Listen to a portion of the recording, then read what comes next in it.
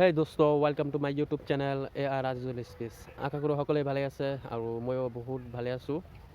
চ' আজি আমাৰ গাঁৱৰ ওচৰতে এখন পাহাৰ আছে।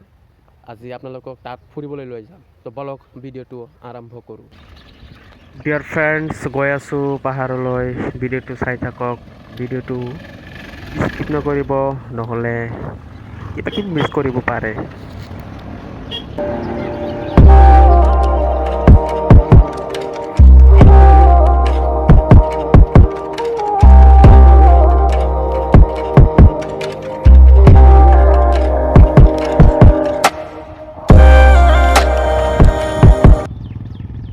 হেই দোস্ত, ফাইনেলি আহি পালোঁ পাহাৰৰ ওচৰতে। চ' আজি এইটো ৰাস্তাৰে ওপৰৰ ফালে উঠিম। চাই থাকক, ইয়াত চাওক কবৰস্থান।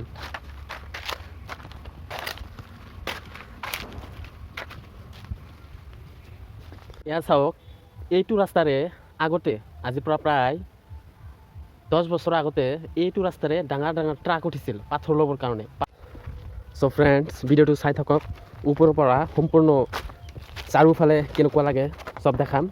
আৰু সিফালে কবৰস্থান, মই অকলে আহিছোঁ, সেইকাৰণে অলপমান ভয় লাগি আছে অলপ।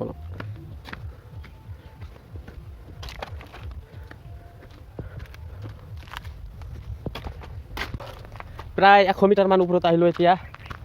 চ' ভিডিঅ'টো চাই থাকক, ভাল লাগিব, বহুত মজা আনেৱালা হে। চাই থাকক। 250 মিটাৰ হ'ব ওপৰত আছোঁ এতিয়া। চাওক সিফালে চাৰিওফালে দৃশ্য আপোনালোকক দেখাই আছোঁ। চ' মই যাম এতিয়া সেই তাতে, দেখা পাই আছে কলা কলা দেখা গৈ আছে, সেই তাতে যাম। আজি মানে বহুত ভয় লাগি আছে, মানে অকলে আহিছোঁ আৰু এতিয়া প্ৰায় সন্ধ্যা হ'লেই। চ' ইয়াত চাব পাৰিছে, দেখিছেনে? সেইটো পাথৰৰ ফেক্টৰী আছিল, ফেক্টৰী বুলি ক'ব পাৰোঁ, কিন্তু এইটো চৰকাৰে বন্ধ কৰি দিছে। প্ৰায় 10 বছৰমান হ'ল বন্ধ হৈ গৈছে। আগতে এইটো ৰাস্তাৰে চাওক, এইটো ৰাস্তাৰে ট্ৰাক উঠিছিল, ইয়াৰ পৰা সেই তাতে গৈছিল পাথৰ ল'বৰ কাৰণে। সেই দেখা পাই আছে, তাতে গৈছিল পাথৰ ল'বৰ কাৰণে।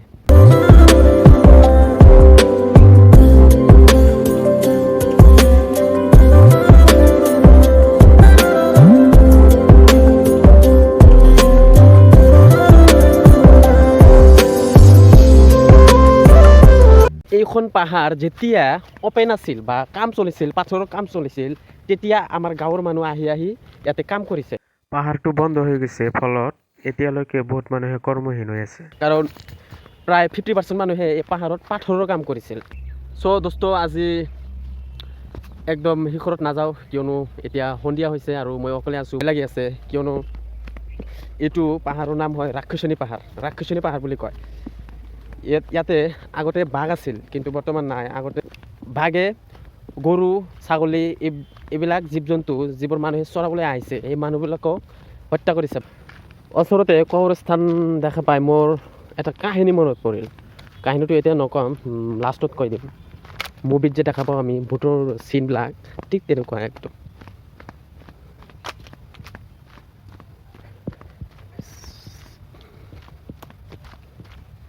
চ' ফ্ৰেণ্ডছ, আজি উভতি গৈ আছোঁ।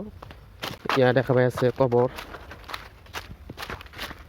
ইয়াতে দিনত আহোঁতে মানুহে ভয় খায়, কিয়নো কবৰস্থানত মানে বেয়া বস্তু থাকে, এনেকুৱা শুনা পাইছোঁ। আৰু দোস্ত, এই গছবোৰ যে দেখা পাই আছোঁ ন, এই গছবিলাকৰ আৰু ভূতৰ লগত এটা কাহিনী আছে বা এটা হিষ্টৰী আছে বুলি ক'ব পাৰোঁ। যেতিয়া ৰাতি প্ৰায় 12টা অভাৰটেক কৰে, তেতিয়া 12টাৰ পিছতো এইটো ৰাস্তাৰে মানে গাড়ী চলাচল কৰে, তেতিয়া কি কৰে জানেনে? এই বেয়া বস্তুবিলাক বা হয়তো ভূতবিলাক যে আছে বেয়া, সিহঁতে ডাইৰেক্ট গছবোৰ ডাইৰেক্ট ৰাস্তাত পেলাই থৈ দিয়ে। আজিৰ পৰা প্ৰায় 1500 বছৰ আগতে এজন সোণৰ কাপোৰ চুৰ কৰা মানুহ আছিল। সেয়ে সদায় কবৰস্থানত ঘূৰি ফুৰিছিল। তেওঁ বৰ দুখীয়া মানুহ আছিল। তেওঁ সদায় ৱাইট কৰি থাকিছে যে কেতিয়া মানুহ কবৰ দি থৈ যায়। যেতিয়া কবৰ দি থৈ গৈছে, ধৰক দিনত থৈ গৈছে, কবৰ দি থৈ গৈছে, ৰাতিত তেওঁ কবৰ খান্দি কাপোৰটো উলিয়াই লৈ আহিছে। আকৌ সেইটো বিক্ৰী কৰি তেওঁৰ সংসাৰ চলাইছিল। এদিনাখন সি কবৰখন খান্দি কাপোৰটো লওঁতে দেখা পালে যে সেই মৃতদেহটো ছোৱালী মানুহ। তেওঁ ছোৱালীজনীক জিনা কৰিলে বা ৰেপ কৰিলে। ৰেপ কৰাৰ পাছত তেওঁ ঘৰত উভতি আহি বহুত চিন্তিত হৈ পৰিল যে মই কি কৰিলোঁ। সি ভাবিলে যে মই বহুত ডাঙৰ পাপ কৰি পেলাইছোঁ। সি ভাবিলে যে মোক জাহান্নামত দিব বা নৰকত দিব। এনেকৈ তাৰপিছত বহুত মানুহক এইটো কথা জনাই দিলে যে মোৰ পাপটো ক্ষমা হ'বনে নাই।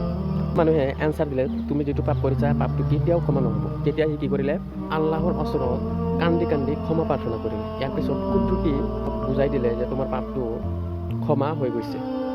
ফ্ৰেণ্ডছ, ঘটনাটো অলপ লং আছিল, কিন্তু মই শ্বৰ্ট কৰি ক'লোঁ কাৰণ ইমান বেছি সময় নাই।